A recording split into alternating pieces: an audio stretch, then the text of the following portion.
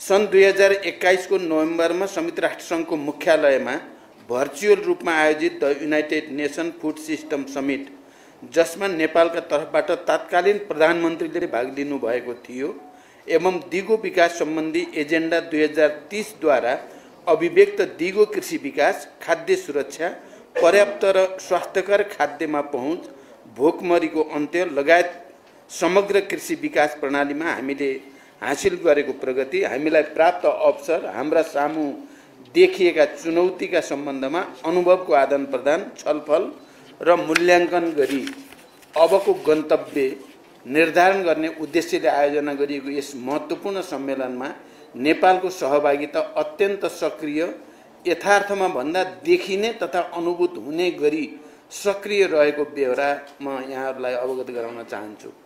उक्त अवसरमा जुलाई 24 मा सम्पन्न सम्मेलनको उद्घाटन समारोह अफिसियल ओपनिङमा नेपाल सरकार प्रमुख तथा अति कम विकसित राष्ट्र एलडीसी को चेयरका हैसियतमा सम्बोधन गर्नुका साथै जुलाई 25 मा आयोजित सम्मेलनको अत्यन्त महत्त्वपूर्ण सत्रको रूपमा हेरिएको food system transformation in practice, success, challenge and the way फरवर्डमा मैले नेपालको प्रतिनिधित्व गर्दै की स्पिकरको रूपमा सम्बोधन गरेको यहाँहरूलाई अवगत गराउन चाहन्छु। साथै सम्मेलनको अर्को महत्त्वपूर्ण सत्र प्लेनरी सेसन अन स्कुल मिललाई पनि नेपालको सरकार प्रमुखको हैसियतमा मैले सम्बोधन गरेँ। माननीय कृषि मन्त्री लगायत मेरो प्रतिनिधिमण्डलका अन्य सदस्यहरूको पनि सम्मेलनका अन्य सत्रहरूमा सक्रिय सहभागिता रहेको थियो। 24 जुलाईमा सम्पन्न उद्घाटन सत्रलाई सम्बोधन गर्ने क्रममा मैले खाद्य सुरक्षा, पर्याप्त र सुरक्षित र स्वास्थ्यकर खाद्यमा सहज पहुँच, दिगो कृषि विकास, गरिबी निवारण, भोकमरीको अन्त्य लगायतका एजेन्डा 2030 ले निर्देश गरेका उद्देश्य प्राप्त गर्नमा अति कम विकसित राष्ट्रहरूले भोग्नु परेका समस्याहरू एलडीसी को चेयरमैन को हैसियतमा अन्तर्राष्ट्रिय समुदाय समक्ष राखेँ। साथै अति कम विकसित मुलुकहरूका करोडौंको संख्यामा रहेका जोखिममा परेका नागरिकहरूलाई आशाको दियो सञ्चार गर्नका लागि अन्तर्राष्ट्रिय समुदायले सामूहिक प्रतिबद्धता देखाउनु पर्ने खाँचो पनि मैले प्रष्ट पारेको छु। विश्वव्यापी रूपमा देखा परेको जलवायु परिवर्तनलाई थेग्ने, दिगो र भरपर्दो उत्पादकत्व वृद्धिका लागि विशेष गरी साना कृषकहरूको लागि प्रविधि, मल, बजार, पुँजीमा सहज पहुँचको सुनिश्चितता गर्न आवश्यक रहेको विषयलाई जोडदार रूपमा राखेको छु। उद्घाटन सत्रमा संयुक्त राष्ट्रसङ्घका महासचिव, आयोजक प्रमुख इटालीका प्रधानमन्त्री तथा अन्य मुलुकका राष्ट्र प्रमुख तथा सरकार प्रमुखहरूले समेत सम्बोधन गर्नुभएको थियो। सोही दिन बिहान आयोजित स्कुल मिलसँग सम्बन्धित प्लेनरी सेसनमा बोल्दै मैले स्कुल मिलका सम्बन्धमा नेपाल सरकारबाट भएका प्रयासहरू अन्तर्राष्ट्रिय समुदाय समक्ष राखेको थिएँ। यहाँहरूलाई अवगत नै छ, स्कुल फिडिङमा नेपालको अनुभव यथार्थमा नै सफल अनुभव रहेको छ। नेपाल सरकार र डब्ल्युएफपी को सहकार्यमा सञ्चालित यस कार्यक्रमबाट 33 लाख भन्दा बढी बालबालिका लाभान्वित भएका छन्। यो कार्यक्रमबाट विद्यार्थीहरूको भर्ना सङ्ख्या, हाजिरी र उनीहरूको सिकाइको स्तरमा उल्लेख्य परिवर्तन भएको छ। गत 5 वर्षमा हामीले दिवा खाजा कार्यक्रमको बजेटमा 4 गुणाले वृद्धि गरेका छौँ। यसै वर्ष पनि यो तथ्यलाई आत्मसात गर्दै शिक्षा क्षेत्रको सम्पूर्ण बजेटको 6% यस कार्यक्रमका लागि छुट्याइएको छ। यो क्षेत्रमा नेपालले लिएको अग्रसरताप्रति अन्तर्राष्ट्रिय जगतले प्रशंसा गरेको छ। साथै डब्ल्युएफपीले यस क्षेत्रमा थप सहयोग गर्ने तत्परता पनि व्यक्त गरेको छ। यो सम्मेलनको अत्यन्त महत्त्वपूर्ण सत्रको रूपमा लिएको food system transformation in practice, successes, challenges and the way forward जुन दोस्रो दिनको बिहान आयोजना भएको थियो, सो प्लेनरी सेसनलाई मैले की नोट स्पिकरको रूपमा सम्बोधन गरेँ। सो क्रममा मैले यो सम्मेलनले सन् 2021 मा आयोजित फूड सिस्टम समिट पश्चात समग्र खाद्य प्रणाली तथा कृषि क्षेत्रको विकासमा भएका कार्यहरूको समीक्षा गर्दै अबको बाटो तय गर्न हामीलाई मार्गदर्शन गर्ने कुरा हामीले व्यक्त गर्यौं। मैले अन्तर्राष्ट्रिय समुदाय समक्ष नेपालको संविधान धारा 36 ले प्रत्याभूत गरेको सम्पूर्ण नेपालीको खाद्य सम्बन्धी हक सुनिश्चित गर्न सरकार दृढ रहेको र सरकारले food system transformation strategic plan 2022 देखि 2030 तयार गरेको र त्यसलाई प्राथमिकताका साथ कार्यान्वयनमा लैजाने धारणा व्यक्त गरे। कृषि उत्पादकत्व वृद्धि गर्ने, स्थानीय कृषिलाई सपोर्ट गर्ने, स्टोरेज सिस्टम सुधार गर्ने, कृषि पूर्वाधार विकासको लागि पब्लिक प्राइभेट पार्टनरशिपमा जोडिने जस्ता विषयहरू उक्त रणनीतिक योजनामा समाविष्ट भएको बारे पनि अन्तर्राष्ट्रिय समुदायलाई अवगत गराइयो। औपचारिक कार्यक्रमहरूका अतिरिक्त सम्मेलनका दौरानमा अत्यन्त महत्त्वपूर्ण द्विपक्षीय भेटवार्ता तथा संवादहरू भएका छन्। सम्मेलनको साइडलाइनमा संयुक्त राष्ट्रसङ्घका महासचिव महामहिम एन्टोनियो गुटेरेससँग भेटघाट तथा छलफल भएको यहाँहरूलाई अवगत गराउन चाहन्छु। सो अवसरमा संयुक्त राष्ट्रसङ्घ र नेपाल बीचको सहकार्य तथा सहयोग, विश्व शान्तिमा नेपालले पुर्याएको योगदान, मल्टिल्याटरलिजम, क्लाइमेट चेन्ज, गरिबी निवारण तथा खाद्य सुरक्षा जस्ता विषयमा छलफल भएको थियो।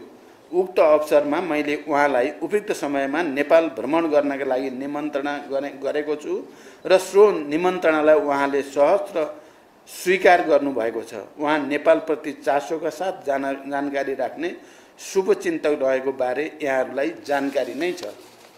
उहाँ छिटै नै नेपाल आउने प्रतिबद्धता व्यक्त गर्नुभएको छ। यसैगरी खाद्य तथा कृषि संगठन FAO का डाइरेक्टर जनरल डाक्टर चु दोन्ग्यू, विश्व खाद्य कार्यक्रम WFP का एक्जिक्युटिभ डाइरेक्टर मिसेज क्लिन्डी हेन्सले म्याकेन र कृषि विकासलाई अन्तर्राष्ट्रिय कोषका प्रेसिडेन्ट डाक्टर अल्भारो लारियोसँग समेत भेटघाट तथा छलफल भयो। उक्त छलफलहरू नेपालको 30 सङ्गठनहरूसँगको सहयोग तथा विकास साझेदारी, नेपालमा ती सङ्गठनहरूको सहयोगमा सञ्चालित आयोजनाहरूको कार्यान्वयन, नेपालको कृषि विकास, ग्रामीण विकास, खाद्य सुरक्षा, गरिबी निवारण तथा ती सङ्गठनहरू अब हुने साझेदारी तथा सहयोगका सम्बन्धमा केन्द्रित रहेका थिए। यहाँहरूलाई अवगत नै छ, FAO, WFP, IFAD तीनै सङ्गठनले नेपालको कृषि विकास, ग्रामीण विकास, खाद्य सुरक्षा, गरिबी निवारण, महिला किसानहरूको जीवनस्तर सुधार जस्ता विषयमा लामो समयदेखि नेपालसँग सहकार्य गर्दै आएका छन्। यस सन्दर्भमा खास गरी FAO का डाइरेक्टरले त तुरुन्त नै नयाँ आयोजना नेपालमा ल्याउने र उत्पादन वृद्धिमा विशेष सहयोग गर्ने प्रतिबद्धता व्यक्त गर्नुभएको छ। सम्मेलनको दौरानमा बङ्गलादेशका प्रधानमन्त्री महामहिम शेख हसिनासँग महत्त्वपूर्ण द्विपक्षीय भेटघाट भएको छ। यहाँहरूलाई अवगत नै छ, नेपाल र बङ्गलादेश बीच अत्यन्त सुमधुर र मैत्रीपूर्ण सम्बन्ध रहिआएको छ। सो भेटघाटमा नेपाल र बङ्गलादेश बीचको मैत्रीपूर्ण सम्बन्ध, आपसी सहयोग, क्षेत्रीय सहयोग, अन्तर्राष्ट्रिय मञ्चहरूमा नेपाल र बङ्गलादेश बीचको सहकार्य जस्ता विषयहरूमा हार्दिक र सौहार्दपूर्ण छलफल भएको थियो। यहाँहरूलाई अवज्ञात नै छ, बङ्गलादेश सरकार नेपालमा उत्पादित जलविद्युत खरिद गर्न इच्छुक रहेको छ। आर्थिक अन्तर्निर्भरताको यो अत्यन्त महत्त्वपूर्ण आयाम अब कार्यान्वयनको चरणमा रहेको छ। हालै मैले गरेको छिमेकी मित्र राष्ट्र भारतको औपचारिक भ्रमणका क्रममा नेपालले भारतीय भूमि भएर नेपालको जलविद्युत बङ्गलादेशमा निर्यात गर्ने सहमति भएको छ। त्यसलाई यथाशीघ्र औपचारिकता दिई जलविद्युत निर्यातको ढोका खोल्ने हाम्रो प्रयासले सार्थकता पाउँदैछ। बङ्गलादेशका प्रधानमन्त्रीसँग यो विषयमा अत्यन्त महत्त्वपूर्ण कुराकानी भएको छ र उहाँहरूको यो स्वतन्त्रताको 50औं वर्षको उपलक्ष्यमा मलाई निम्ता पनि दिनुभएको छ र मैले सकेसम्म बङ्गलादेश आउने भनेर भनेको पनि छु। भ्रमणकै क्रममा मैले NRNA इटालीद्वारा आयोजित कार्यक्रममा भाग लिई त्यहाँ रहेका नेपाली समुदायसँग विभिन्न विषयमा छलफल गरेको समेत अवगत गराउन चाहन्छु। नेपाली समुदायका तर्फबाट केही महत्त्वपूर्ण विषयहरूमा सहजीकरण गरिदिनका लागि सरकारलाई आग्रह भएको छ। ती विषयहरू समाधान गर्न सकेमा विदेशमा बस्ने नेपालीहरूलाई सहज सेवा पुग्ने, नेपालको निर्यात बढ्ने र नेपाल र मित्र राष्ट्रहरू बीच सम्बन्ध थप सुमधुर हुने मैले विश्वास लिएको छु।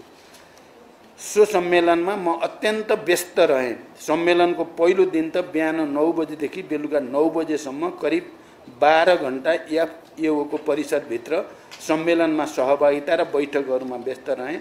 केही बचेको समय समेत इटालीको आर्थिक, सामाजिक र सांस्कृतिक क्षेत्रमा गरेको विकासको अवलोकन गरेको छु। प्लेनमा चढ्नुभन्दा केही समय अगाडि मात्रै रोमको ओलम्पिको फुटबल स्टेडियमको अवलोकन पनि गरेँ। त्यो अवलोकन गर्न लायक रहेछ। फुटबल क्षेत्रमा उनीहरूले गरेको प्रगतिबाट हामीले पनि सिक्न सकिने धेरै कुरा भएको महसुस गरियो।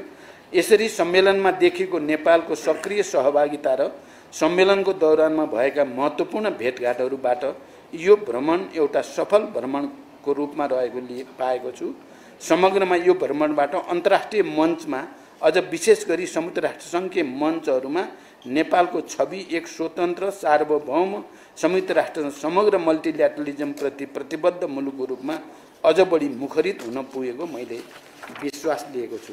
मैले सुरुमा पत्रकारहरूको अगाडि राख्ने करिब त्यहाँ भएका कामहरूको प्रेस नोट यही नै हो। मलाई लाग्छ अब यसमा सबै कुरा आएको हुनाले तपाईँहरूको प्रश्नको उत्तर भइसक्यो होला जस्तो लागेको छ। तैपनि केही छ भने राख्न सक्नुहुन्छ। एउटा चिज भने अब मैले प्रश्न भन्नुपर्छ, राजनीतिक उद्देश्यको निम्ति हत्तरपत्त प्रधानमन्त्रीको राजीनामा मागिहाल्ने, गृहमन्त्रीको राजीनामा मागिहाल्ने, अर्थमन्त्रीको राजीनामा मागिहाल्ने जो संस्कार बस्न खोजेको छ त्यो राम्रो होइन।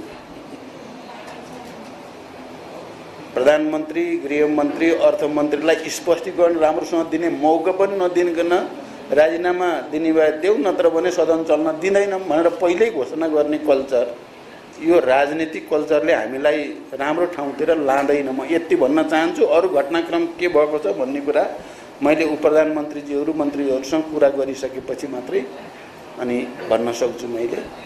पहिलो कुरा। अब दोस्रो कुरा, लम्की स्किनको बारेमा हामी पहिले पनि क्याबिनेटमा पनि र मन्त्रालयमा पनि हामी लगातार छलफल गरेर धेरै हदसम्म तपाईँले भने जस्तो स्थिति होइन। यो रोग फैलियो, हामीले चाहिँ सामान्य अनुमान गरे भन्दा बढी फैलियो, त्यो साँचो कुरा हो।